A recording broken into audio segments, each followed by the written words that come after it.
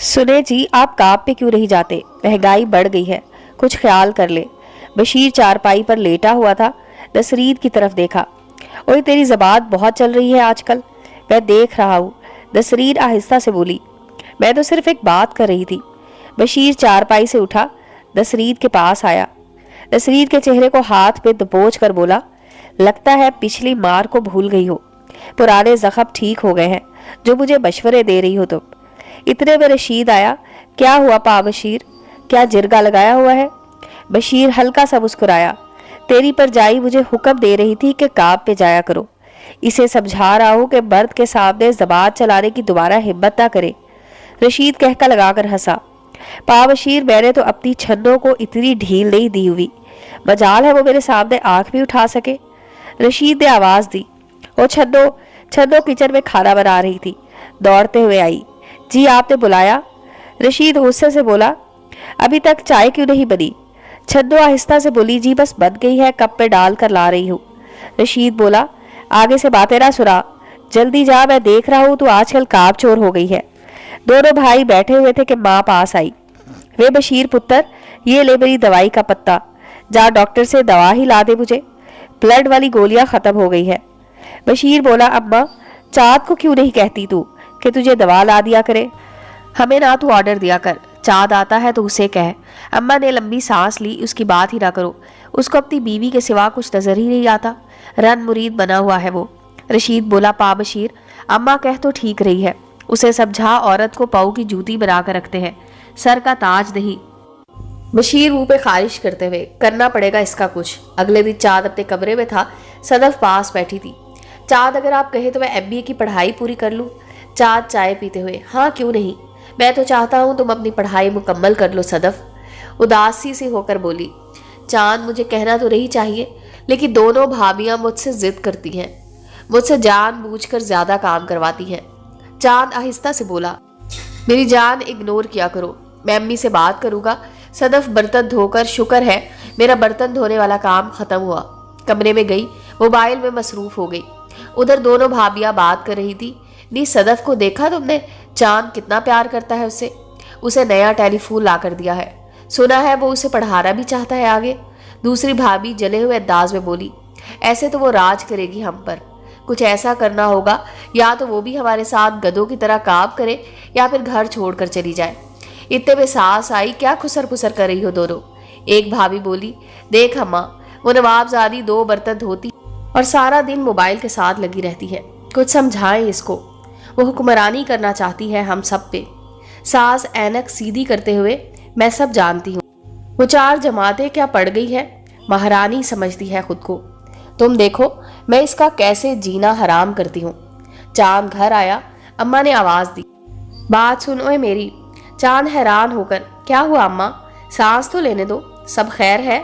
माँ आहिस्ता से बोली, देख इस घर में रहना है तो अपनी बीवी का मोबाइल बंद करवा, और उसे हवेली भी जाना होगा भैंसों का गोबर इकट्ठा करने। चाँद आहिस्ता से बोला, अम्मा वो पढ़ी लिखी है, वो आगे पढ़ना चाहती है, घर के सारे काम वो करती है, दोनों भाभियां हैं ना हवेली का काम करने के लिए। इतने में बड़ी भाभी बोली, पढ़ी लिखी है तो क्या करे, काम तो करना पड़ेगा।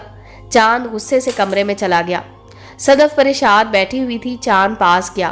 क्या सबने दिमाग खराब कर रखा है? सदफ चाँद की तरफ देखकर बोली, चाँद आप कहें तो मैं हवेली चली जाया करूंगी। चाँद आहिस्ता से बोला, मैं जानता हूँ ये जानबूझकर सब कर रहे हैं, तुम परेशान ना हो, हम आज बाहर डिनर करने जाएंगे, रेडी हो जाओ। सदफ कुछ कहने लगी। चाँद बोला, सदफ कहा ना बाहर डिनर करेंगे आज। माँ ने पूछा, कहाँ जा रहे हो? चाँद बोला, अम्मा खाना खाने जा रहे हैं। इतना कहकर चले गए। दोनों भाई भी बैठे सुन रहे थे। रशीद बोला, ये कुछ ज्यादा ड्रामे करने लग गया है, इसे पा बशीर समझा एक बार। बशीर गुस्से से बोला, आने दे इसे एक बार। इधर दोनों भाभियां मुस्कुरा रही थी, अब आएगा मजा अगले दिन। चाँद जॉब पे जाने लगा तो बशीर ने चाँद को आवाज दी, इधर आ बात सुन। चाँद पास आया। जी भाई। रशीद ने आवाज दी, छन्नो लस्सी का प्याला ला मेरे लिए। बशीर चाँद से मुखातिब हुआ, देख चाँद मियाँ, औरत मर्द की गुलाम होती है, औरत मर्द के बाहों की जूती होती है। औरत को रोजाना 4-5 गालियां देनी चाहिए और हर महीने एक बार हड्डियां पसलियां तोड़नी चाहिए, तब औरत सीधी रहती है। औरत को हमेशा डरा धमका कर रखा जाता है, ये असल मर्द की पहचान है। और एक तू है, कभी डिनर करवाने लेकर जा रहा है, कभी ब्यूटी पार्लर ले जा रहा है।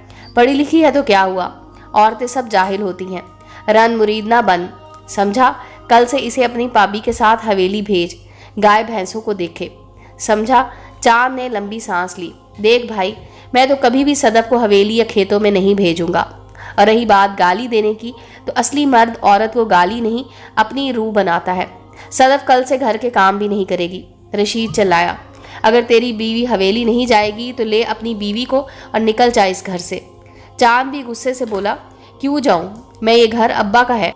इतने में भाभी आई, अब्बा तुम्हारा कब्रिस्तान में है, अब इस घर में मेरा हुक्म चलेगा, या तो अपने भाइयों की बात मान या घर से निकल जा। चांद खामोश हो गया। शाम हो गई, बहुत परेशान था।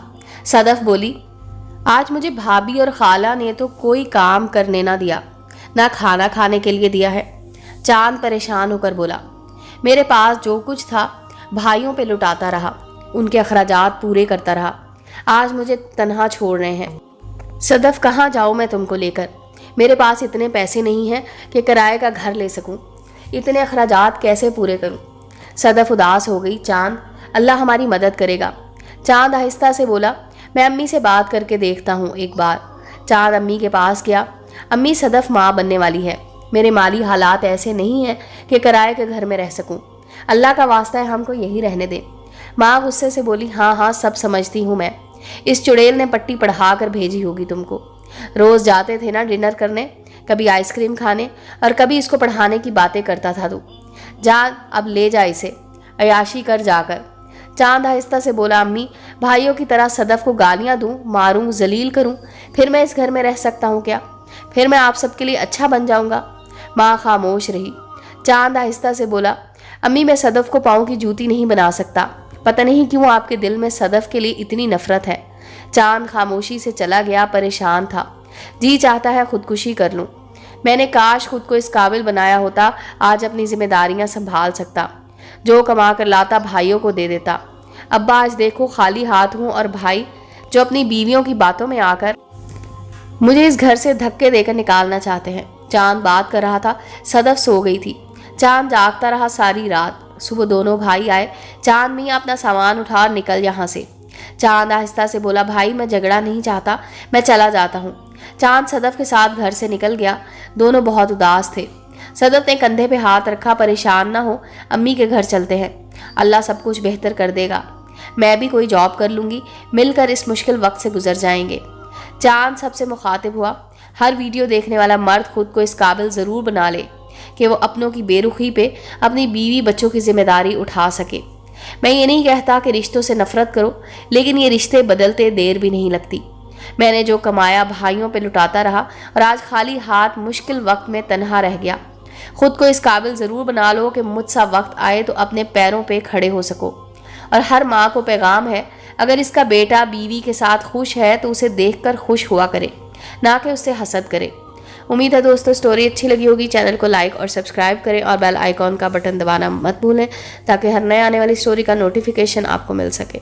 मिलते हैं अगली स्टोरी के साथ।